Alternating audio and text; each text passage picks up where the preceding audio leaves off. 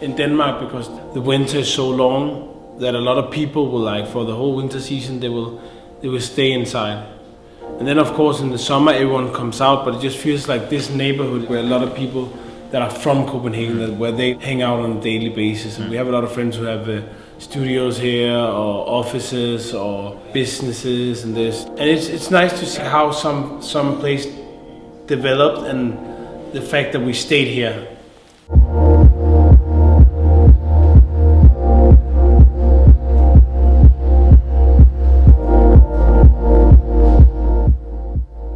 When we came here 7-8 years ago, it was really dead. It was not like a destination to actually stay and hang out.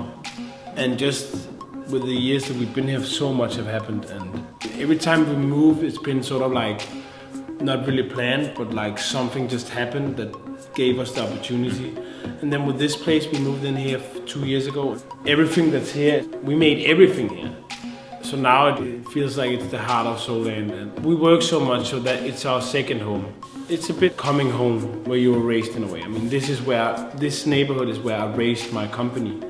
When we started doing this, and when it was just printing t-shirts, putting in a bag, and then I took the bus around Scandinavia once, just trying to sell t-shirts in one store in Stockholm, one store in Oslo. Like this whole mentality, I mean, my advice to someone that are starting it would definitely be like, maybe try to have some kind of plan before you start doing it.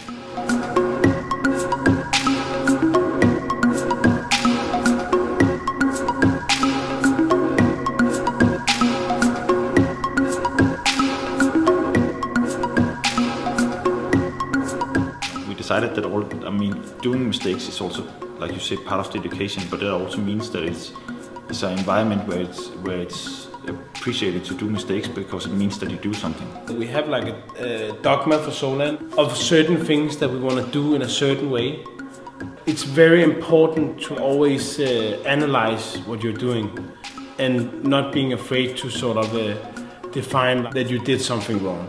And I think that's definitely one of our strengths. We're not afraid to like admit when we did a mistake. It's not our honor that's at stake. I mean, Copenhagen is a very, very small city, and so you're just constantly in a loop of knowing what's going on in the neighborhood, and then sometimes you're like, this is perfect for us, let's jump on it. But it's like, go to a bigger city, it's a bigger playground, but you play with the same kids, you know. And I think that pretty much sums it up for what we're doing, because it's part of our DNA.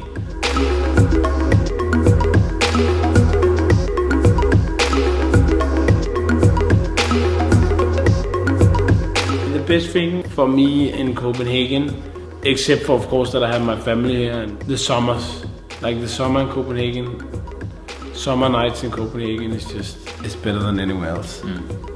Of course the biking culture is a really big part of Copenhagen, and I think that's what you really discover when you travel to cities where people don't bicycle. That's, you meet so many people when you step out of the car and walk or bicycle, that it's like the whole city seems like your friends when you're on the street. I think that's also really, really great about Copenhagen.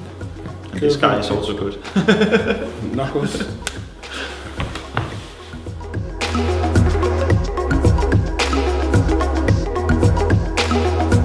A libertine was a guy in the 16th century who went, against the norms and didn't want to obey to the religious rules and all that stuff.